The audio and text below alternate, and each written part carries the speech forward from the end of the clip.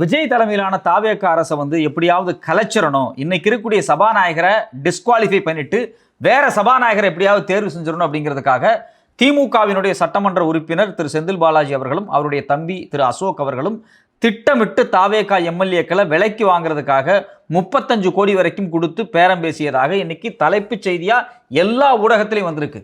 இன்னைக்கு எந்த டிவியை போட்டு பார்த்தீங்க அப்படின்னாலும், அதாவது தந்தி டிவியா இருக்கலாம், பாலிமர் டிவியா இருக்கலாம், நியூஸ் 24/7 இருக்கலாம், இல்லை புதிய தலைமுறையாக இருக்கலாம், இந்த நியூஸை திரும்ப திரும்ப திரும்ப திரும்ப போட்டுக்கிட்டே இருக்கிறாங்க.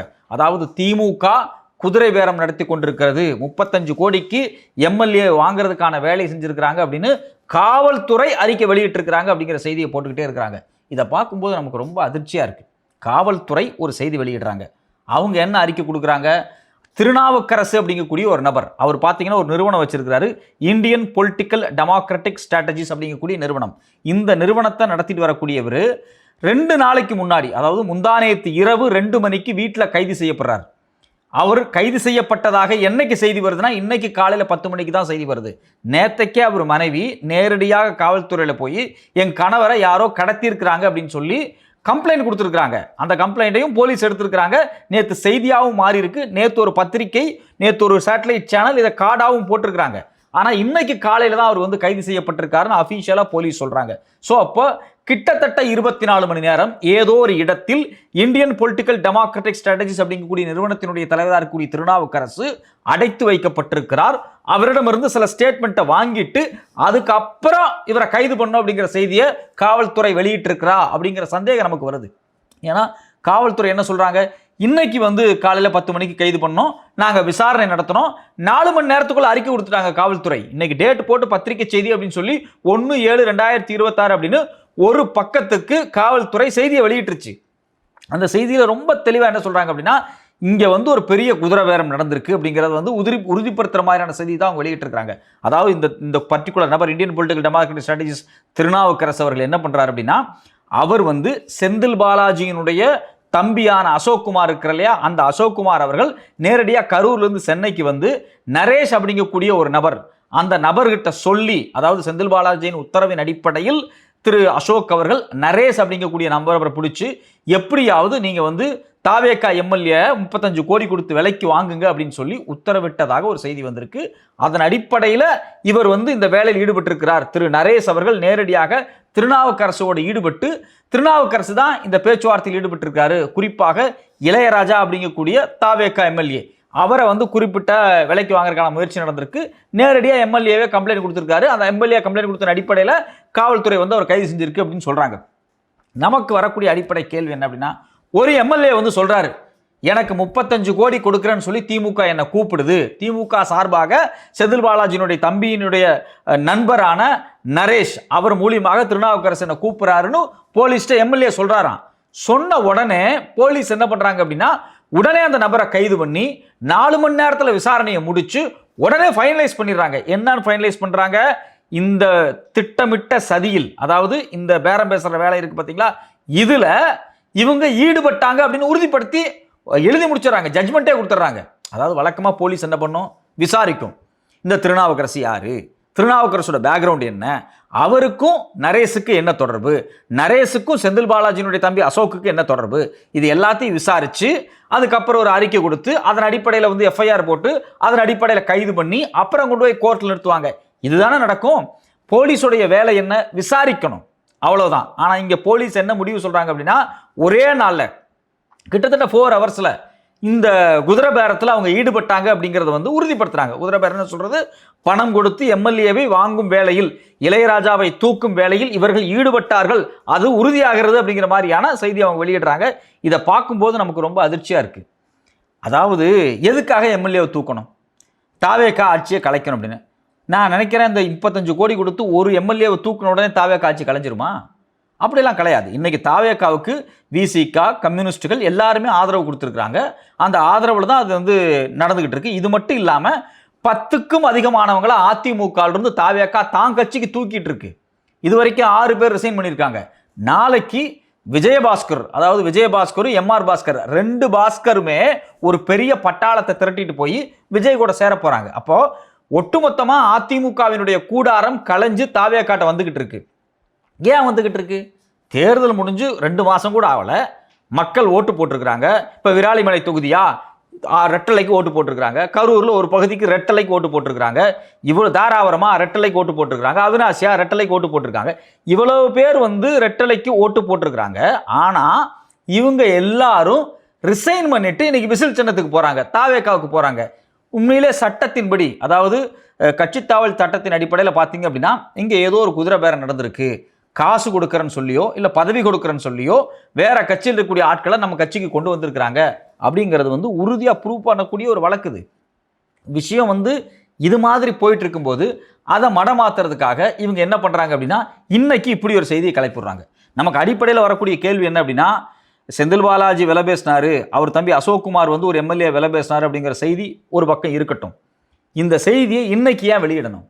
இன்னைக்கு ஏன் வெளியிடணும்னா, நாளைக்கு கரூரை சார்ந்த எம்ஆர் விஜயபாஸ்கர், அவரும் அதிமுகவிலும் முன்னாள் அமைச்சர், அது இல்லாமல் விராலிமலையினுடைய விஜயபாஸ்கர் மருத்துவர், போன ஆட்சியில் குட்கா வழக்கில் மாட்டினவர், அவர் மேலே கிட்டத்தட்ட 40க்கும் அதிகமான வழக்கு இருக்கு.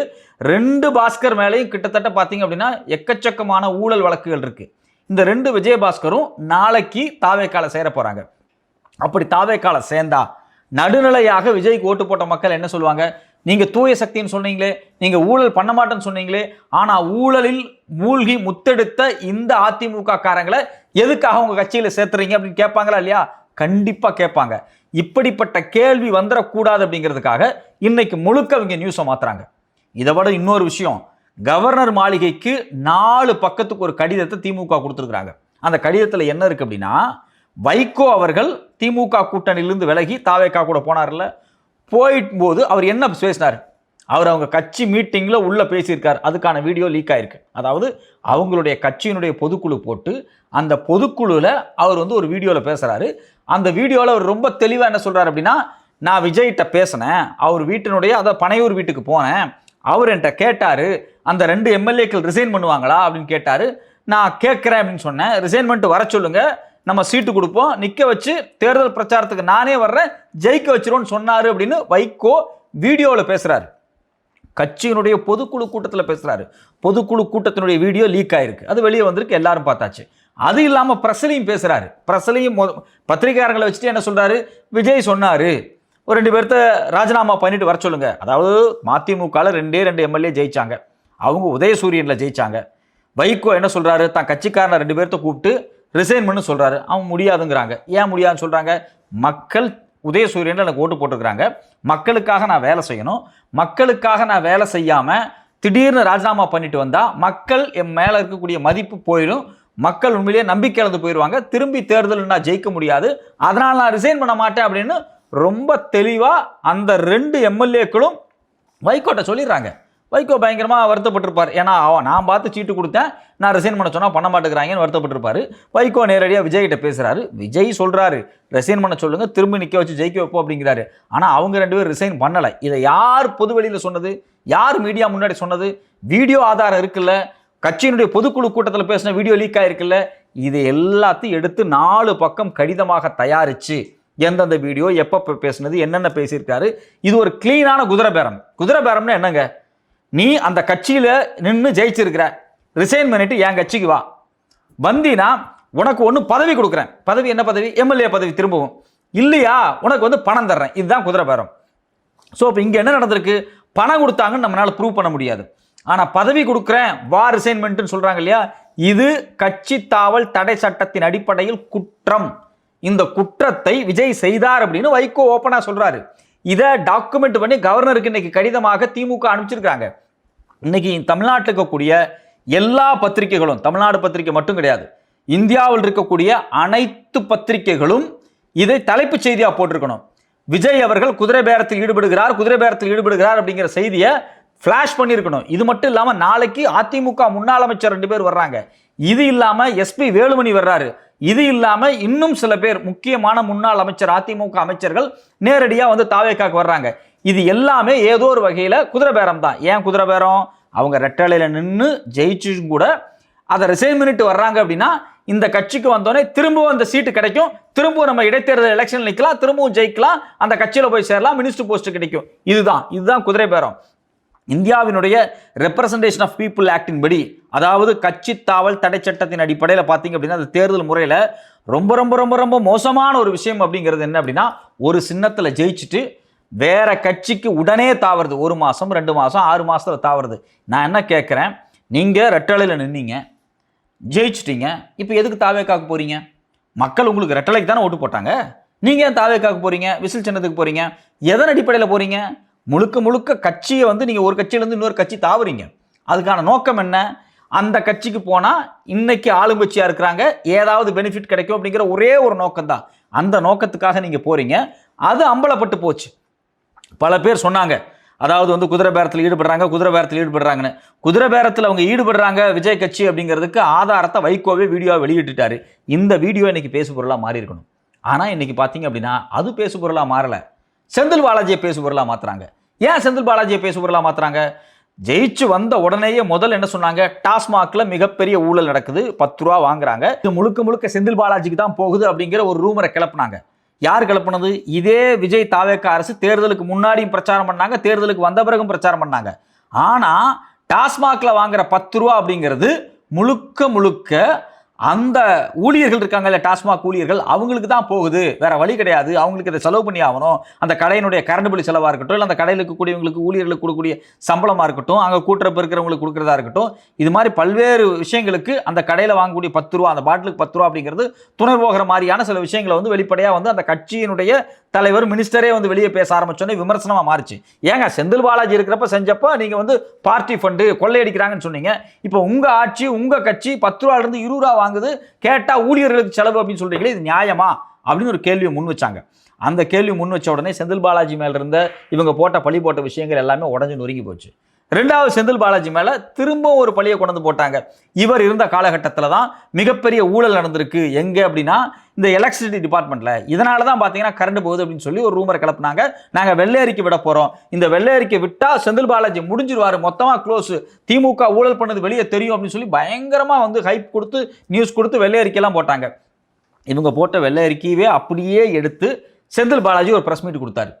அதுல என்ன இருக்கு அப்படின்னா, திமுக அரசு காலகட்டத்தில் இந்த இபி டிபார்ட்மெண்ட் இருக்கு பாத்தீங்களா, எலக்ட்ரிசிட்டி டிபார்ட்மெண்ட்ல அதனுடைய கடன் சுமை கொஞ்சம் குறைஞ்சிருக்கு அப்படின்னு யாரு, இன்னைக்கு இருக்கக்கூடிய நிர்மல் அவர் கொடுத்த வெள்ளை அறிக்கையிலே வெளியே வந்துருச்சு. அதையே வச்சு சம்பவம் பண்ணிட்டாங்க. அப்போ திரு செந்தில் பாலாஜின் மேல 2 அட்டெம்ப்ட் முயற்சி பண்ணாங்க. ஒன்னு டாஸ்மாக் வச்சு, இன்னொன்னு இபி டிபார்ட்மெண்ட் வச்சு, ரெண்டுமே ஃபெயிலியர். இப்போ 3வதா செந்தில் பாலாஜி மேல இந்த அலிகேஷன்ஸுக்கு வர்றாங்க. அவர் வந்து குதிரை பேரத்தில் ஈடுபடுறாரு. கொஞ்சம் யோசிச்சு பாருங்க. 20 எம்எல்ஏ 30 எம்எல்ஏ தூக்கணும், ஒரு தலைக்கு 35 கோடி கொடுக்குறேன் அப்படின்னு சொல்லி 35 கோடி கொடுத்து எம்எல்ஏவை தூக்கி சபாநாயகரை அந்த பதவியிலிருந்து நீக்கி இவங்க என்ன பண்ண போறாங்க? இந்த சபாநாயகரை தூக்கிட்டா வேற ஒரு சபாநாயகர் வரப்போறாரு. ஏன்னா சிம்பிள் மெஜாரிட்டி இருந்தாலே போதும், விஜய் கட்சி ஒரு சபாநாயகரை தேர்வு செஞ்சிட முடியும். நான் என்ன கேட்குறேன், 4 எம்எல்ஏ எடுத்துட்டாங்க, 3 எம்எல்ஏ எடுத்துட்டாங்க அப்படின்னு நீங்கள் ஒரு எம்எல்ஏ தான் காசு கொடுத்த மாதிரி சொல்கிறாங்க. காசு கொடுத்ததான பேச்சுவார்த்தை நடந்தா சொல்கிறாங்க. ஆனால் இவங்க எப்படி நடக்கிறாங்க அப்படின்னா, மொத்தமாக தாவேக்கா கட்சி அழிக்கிறதுக்கு வந்து திமுக வந்து பின்னாடி இருந்து வேலை பார்க்குது அப்படிங்கிற மாதிரியான ஒரு ரூமரை கிளப்புறாங்க. இது எல்லாம் ஏன் இப்போ நடக்குது அப்படின்னா, அதுவும் செந்தில் பாலாஜி மையமாக வச்சு நடக்குது அப்படின்னா, அடுத்த மாதம், அதாவது இந்த மாதத்தில் இன்னொரு 1 வாரத்துக்குள்ள திரு விஜய் அவர்கள் கரூர் போறாரு. அவர் 41 பேர் இறந்தாங்க பார்த்தீங்களா, அவர் கூட்டம் போட்டப்ப நெரிசலில் ஈடுபட்டு நெரிசல்னால மக்கள் இறந்தாங்க இல்லையா, அந்த குடும்பங்களை சந்திக்கிறதுக்காக அவர் போறாரு. அவர் போறதுக்கு முன்னாடி கரூர் சம்பவத்தை மையமாக வைத்து செந்தில் பாலாஜியோ இல்லை மற்றவங்களோ ஏதாவது ஒரு ஸ்டேட்மெண்ட் கொடுத்து அந்த ஸ்டேட்மெண்ட் வந்து தமிழ்நாடு முழுக்க விவாத பொருளாக மாறிடுச்சுன்னா தனக்கு சிக்கலாக மாறிடும் அப்படிங்கிறதுக்காக திட்டமிட்டு கரூர் போகிறதுக்கு முன்னாடி செந்தில் பாலாஜி மேலே இன்னொரு அலிகேஷனாக இதை முன்வைக்கிறாங்க. ரெண்டாவது, நாளைக்கு நடக்க போகிற இணைப்பு விழா, அதிமுக இருந்து ஒரு பெரிய குழுவை கலைச்சு கூட்டு வராங்க பார்த்தீங்களா, அந்த இணைப்பு விழா குறித்தான செய்திகள் பூமாயிரக்கூடாது, அது எல்லாரும் ஒரு பரபரப்பாக பேசிடக்கூடாது அப்படிங்கிறதுக்காக இந்த செய்தியை, எந்த செய்தியை, அதாவது செந்தில் பாலாஜி வந்து பின்னாடி இருந்து 35 கோடி கொடுத்து எம்எல்ஏ விலைக்கு வாங்கினாங்க செய்தியை இன்னைக்கு பரவ விட்டு ஒட்டுமொத்தமாக எல்லாத்தையுமே மாத்துறாங்க. அடிப்படையில் இவங்க சொல்றது எவ்வளவு பெரிய பொய் அப்படின்னா, இந்த திருநாவுக்கரசுங்கிற நபர் தான் வந்து இந்த பேச்சுவார்த்தையில் ஈடுபட்டாரு, பணம் கொடுக்க முயற்சி பண்ணாரு அப்படின்லாம் சொல்றாங்க இல்லையா. இந்த திருநாவுக்கரசு அப்படிங்கிற நபர் குறித்து நீங்க போய் கூகுளில் தேடி பாருங்க, யூடியூப்ல போய் தேடி பாருங்க. அவருடைய நிறுவனம் இருக்கு பார்த்தீங்களா, அந்த நிறுவனத்தினுடைய பேர் போட்டு அவர் பேர் போட்டு தேடினீங்க அப்படின்னா அவர் யாரு அப்படிங்கிறது உங்களுக்கே தெரிஞ்சிடும்.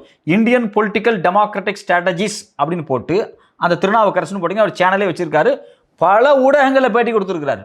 அவர் யாருக்கு ஆதரவாக பேட்டி கொடுத்துருக்காரு தெரியுங்களா? அவர் முழுக்க முழுக்க அண்ணாமலைக்கு ஆதரவாக பேட்டி கொடுத்துருக்கிறார். ஒன்று. ரெண்டாவது முக்கியமான விஷயம் என்ன அப்படின்னா, தாவேகா தான் ஜெயிக்கும், விஜய் வந்து 31% ஓட்டு வாங்குவார், 2 திராவிட கட்சிகளின் மேலே மக்கள் அதிருப்தியில் இருக்கிறாங்க, இந்த திராவிட கட்சிகள் வந்ததுக்கு பிறகு தான் பார்த்தீங்க அப்படின்னா டாஸ்மாக் மாதிரியான மது குடி போதையெல்லாம் அதிகமாயிருச்சு, தமிழ்நாட்டினுடைய சட்டமன்றம் ஒழுங்காக நடக்கிறது கிடையாது, அது மட்டும் இல்லாமல் சட்ட ஒழுங்கு பிரச்சனை இருக்குது, அது இதுன்னு பயங்கரமாக அவர் பேசியிருக்கார். யாருன்னு திருநாவுக்கரசு. ஸோ அப்போ திமுகவுக்கு எதிரான ஒரு நபர், அதிமுகவுக்கு எதிரான ஒரு நபர் திருநாவுக்கரசு, அண்ணாமலைக்கு ரொம்ப க்ளோஸாக இருக்கக்கூடிய ஒரு நபர். ஸோ திமுக அதிமுகவுக்கு எதிராக இருக்கக்கூடிய நபர், விஜயினுடைய தாவேகாவுக்கு ஆதரவாக தொடர்ச்சியாக பேசினவர், விஜயினுடைய தாவேகா தான் ஜெயிக்க போகுதுன்னு பேசினவர், எதுக்காக செந்தில் பாலாஜி கூட சேர்ந்தாருன்னு ஒரு லாஜிக்கலாக ஒரு பாயிண்டாவது கிடைக்கணுமா இல்லையா? ஒரே ஒரு பாயிண்ட் வேணுமா இல்லையா? ஏங்க, அண்ணாமலை ஃப்ரெண்டு, அண்ணாமலைக்காக பேசக்கூடியவர், அண்ணாமலைக்கு பாதத்திலேருந்து முடி வரைக்கும் மூளை இருக்குன்னு சொன்னவர், தெரு தெருவாக போய் யூடியூப் சேனலாக போய் உட்காந்து அண்ணாமலைக்காக பேசினவர், அது மட்டும் இல்லாமல் விஜய்க்காக ஜெயிப்பாருன்னு ப்ரொமோஷன் பண்ணவர், ஏங்க திமுகக்காக வேலை செய்யணும், செந்தில் பாலாஜிக்காக வேலை செய்யணும்னு ஒரு அடிப்படை கேள்வி நமக்கு இருக்கு இல்லையா? அந்த கேள்விக்கு இன்னைக்கு வரைக்கும் விடை இல்லை. ஸோ அப்போது நாளைக்கு விஜயபாஸ்கர்கள், 2 விஜயபாஸ்கர் சொல்கிறேன், முன்னாள் அதிமுக அமைச்சர்கள் தாவேகாவில் விஜய் முன்னிலையில் ஒன்று சேர போகிறாங்க. ரெண்டாவது, அடுத்தடுத்து இன்னும் ஒரு 6-7 பேர், சிவி சண்முகம் மாதிரியான ஆட்கள் எல்லாருமே நேரடியாக வந்து விஜயோடு சேர போகிறாங்க.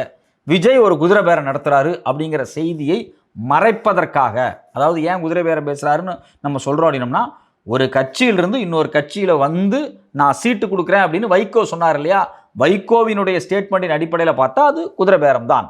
அந்த குதிரை பேரத்தை மறைப்பதற்காக இந்த வேலைகள் நடக்குதா அப்படின்னு ஒரு கேள்வி வருது. ரெண்டாவது, வைகோ அவர்கள் திட்டவட்டமாக தெளிவாக வீடியோ காட்சிகள் சொல்லிட்டார், அவர் 2-3 இடத்தில் ஒரே கருத்தை பேசியிருக்கிறார், அதுக்கு பிறகு நேற்று மாற்றி பேசுகிறார், இல்லை நான் தான் சொன்னேன் ரிசைன் பண்ணட்டுமா அப்படின்லாம் சொன்னான்னு அவர் மாற்றி பேசுகிறார். ஐயோ தெரியாதனமாக நம்ம விஜயை மாட்டி விட்டுட்டோமே அப்படிங்கிற பயத்தில் அவர் நேற்றை மாற்றி பேசுகிறார். ஆனால் ஒரு இடத்துல இல்லை, 2-3 இடத்துல கட்சியினுடைய பொதுக்குழு கூட்டத்தில் அவர் பேசின வீடியோவே லீக் ஆயிருக்கு. அப்போது வைகோ அவர்களுடைய ஸ்டேட்மெண்ட் படி விஜய் குதிரை பேரத்தில் ஈடுபட்டார் அப்படிங்கிறது ப்ரூவ் ஆகிற மாதிரி இருக்கு இல்லையா? அது குறித்து கவர்னருக்கு திமுக எழுதியிருக்கக்கூடிய கடிதம், அது குறித்து பண்ண வேண்டிய விவாதங்கள், இந்த எல்லா விவாதத்தையும் ஓரமாக வச்சுட்டு இன்னைக்கு இருக்கக்கூடிய எல்லா சேட்டலைட் சேனலும் செந்தில் பாலாஜி திமுக பண்ணக்கூடிய குதிரை பேரம்னு சொல்லி மாற்றுவதற்காக திட்டமிட்டு ஒரு சதி வேலை நடக்கிறதாங்கிற கேள்வி எழுந்திருக்கு. பொறுத்திருந்து பார்ப்போம். இது போன்று தாவேகா ஆட்சி அதிகாரத்தை தன் கையில் வைத்துக்கொண்டு, உங்கள் கையில் தான் ஆட்சி இருக்குது, அதிகாரம் இருக்குது, நீங்கள் தான் இன்றைக்கி உட்கார்ந்துருக்கிறீங்க, நீங்கள் வந்து ஒருத்தர் வந்து குதிரை பேரத்தில் ஈடுபட்டால் உடனே நீங்கள் கைது பண்ணுவீங்க, என்ன வேணாலும் பண்ணலாம். ஸோ உங்களுடைய அதிகாரம் முழுமையாக இருக்கக்கூடிய இந்த நேரத்தில் எதிர்கட்சியாக இருக்கக்கூடிய ஒரு கட்சி 35 கோடி கொடுத்து ஒரு எம்எல்ஏ வாங்குறதுக்கான வேலையில் ஈடுபட்டுன்னு சொல்கிறது கொஞ்சம் கூட நம்பகத்தன்மையாக இல்லை. பொறுத்திருந்து பார்ப்போம் அடுத்தடுத்து என்ன தகவல் வெளிவருது. இந்த திருநாவுக்கரசு அப்படிங்கிற ஒரு யார் அப்படிங்கிறது நீங்கள் கூகுளில் போய் தேடி பார்த்தாலே இந்த செய்தி பொய்யானது அப்படிங்கிறது நமக்கே தெரியும்.